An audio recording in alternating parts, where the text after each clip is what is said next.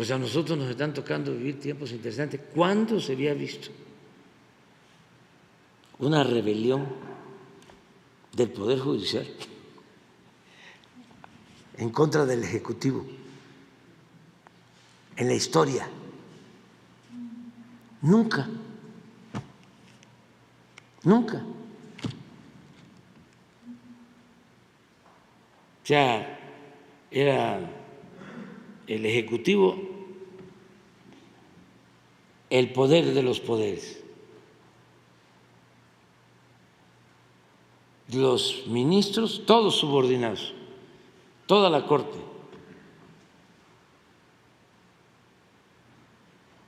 Solamente yo creo que con el gobierno, sí, de la República restaurada, con Lerdo y con Juárez, 10 años, sí, había oposición, pero era de otro tipo, no para defender privilegios. Sí, en la época de Juárez, los ministros se oponían a ciertas decisiones del Ejecutivo, pero fueron 10 años nada más. Luego, imagínense en el Porfiriato, si se iban a oponer, no, nadie se oponía al presidente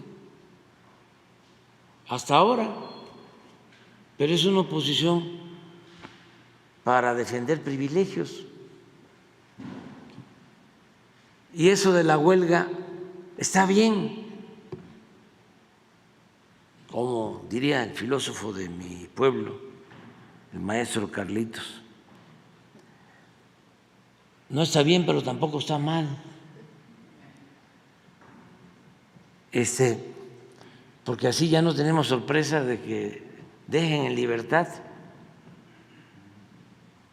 a delincuentes. ¿Cuánto es que van a estar sin hacer nada?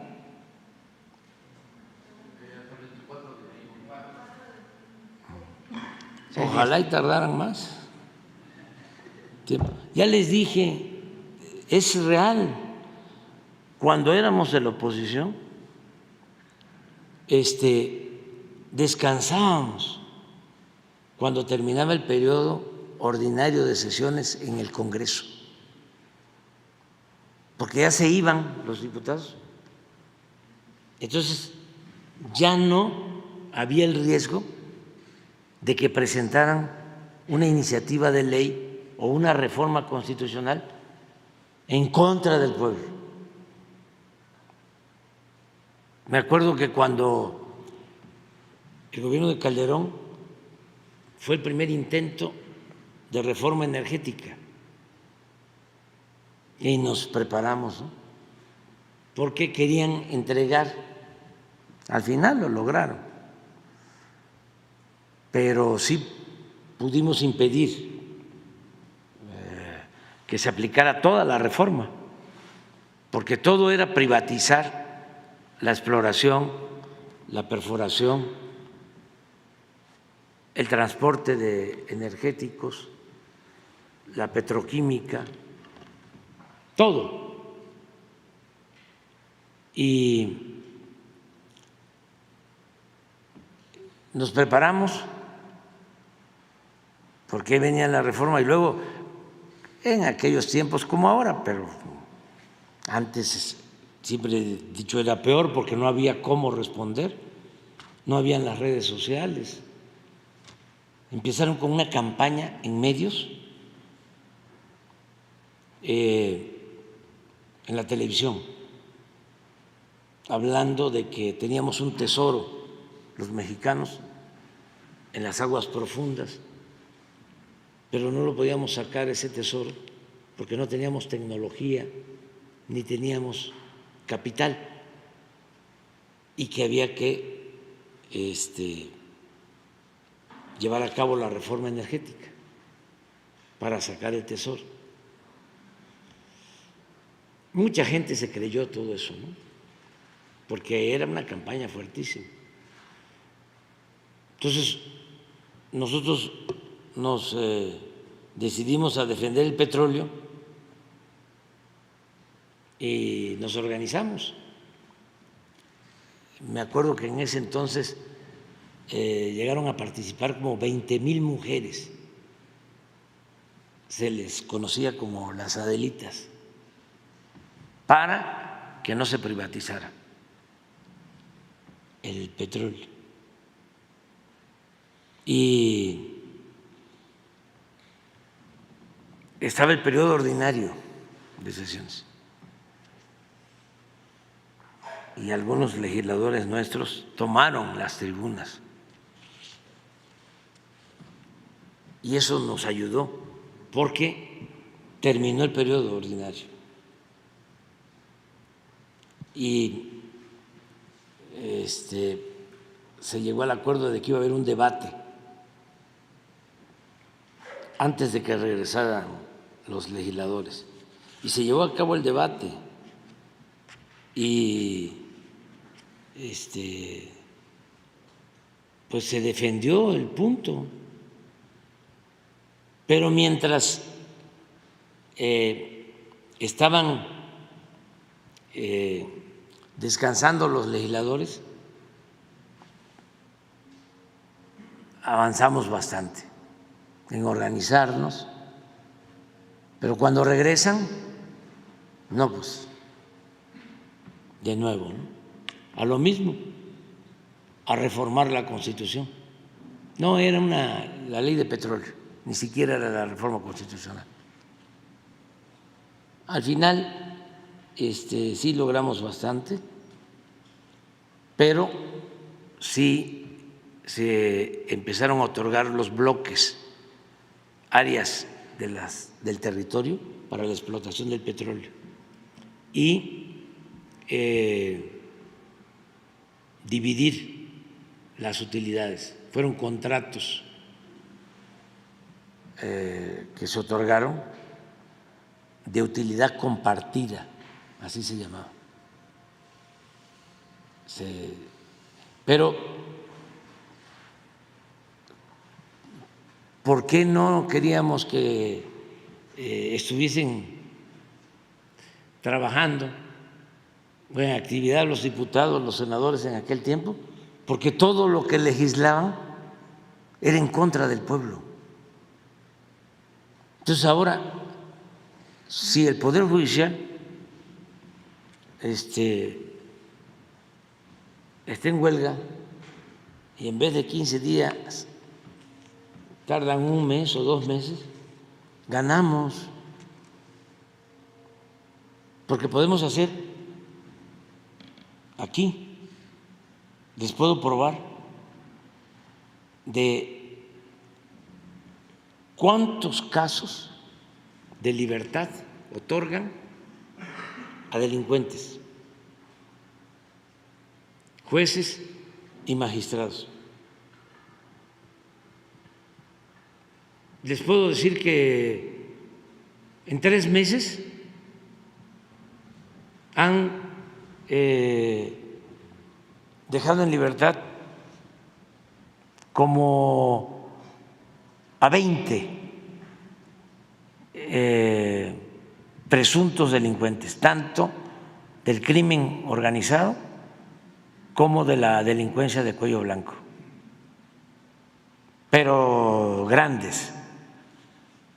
Esto que hicieron, por ejemplo, de liberar las cuentas del señor García Luna, eso de la esposa, y luego a él lo exoneraron de las denuncias en la Fiscalía y amparos a Iberdrola, bueno, y una cosa que ayer hablé y yo creo que ustedes ni lo sabían, y si no lo sabían ustedes, pues menos la gente, por eso lo voy a repetir ahora. Cuando empiezan a a dar los amparos para que no se entregaran los libros de texto. Sale la polémica con el ministro que otorgó esos amparos, Aguilar. Y se acuerdan que nos llega la información de que en diciembre del año pasado, ya todo concertado, llegó el expediente para que una empresa no pagara 25,000 millones de pesos de impuestos. Llega el expediente a la Corte porque lo que querían era que la Corte, como tienen mayoría los conservadores en la Corte, ahí le iban a dar carpetazo para que no se pagaran los 25,000 millones de pesos. Entonces, todo arreglado. Este ministro llega el expediente y pide el expediente. Él lo solicita, porque la presidenta de la Corte, cuando llegan casos así, los puede entregar a cualquier ministro.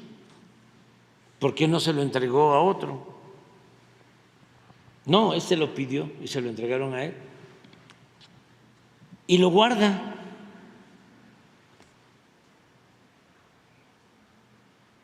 No resuelve desde diciembre. Lo tiene ahí guardado. Lo denunciamos aquí, por eso son buenas las mañaneras, de que tenía guardado el expediente y no resolvía. ¿Y qué creen? Que hace como 15 días no aguantaron la presión y tuvieron que sacar el resolutivo y pierde el ministro, porque creo que de 5 ministros, 4 resolvieron en contra del proyecto del ministro, porque el proyecto del ministro era para que el asunto se resolviera en la Corte, cuando correspondía resolverlo en tribunales, y perdió el ministro. Nada más fue su voto y ya regresaron el expediente a tribunales. Imagínense, estamos hablando de 25,000 millones de pesos.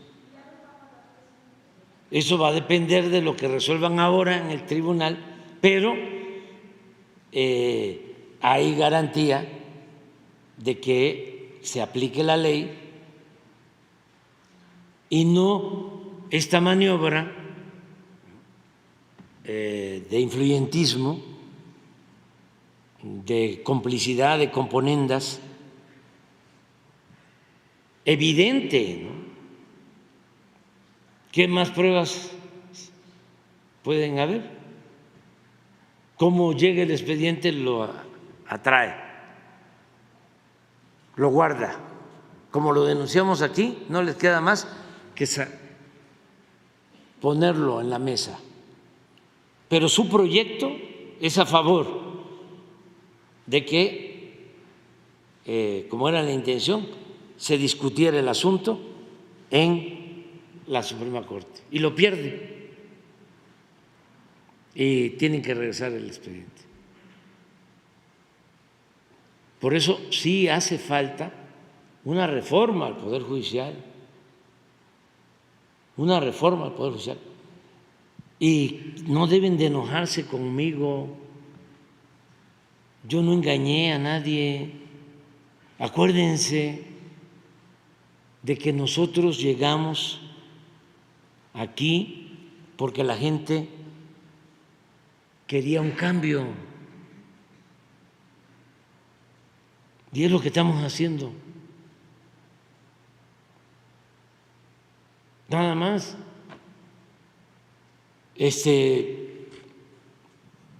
No dijimos va a ser más de lo mismo. No, cuando cerré campaña en el Estadio Azteca dije de que iba a ser una transformación pacífica, pero igual de profunda como lo fue la independencia, la reforma, la revolución, porque íbamos a arrancar de raíz el régimen de injusticias, de corrupción y de privilegios.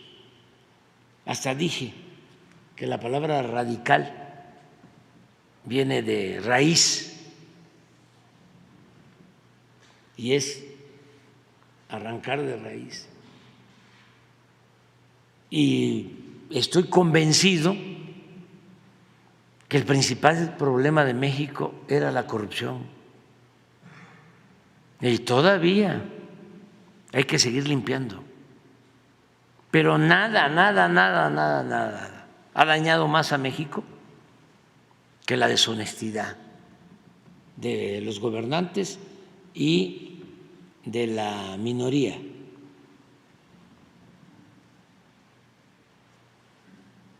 De potentados que han hecho enormes fortunas al amparo del poder público.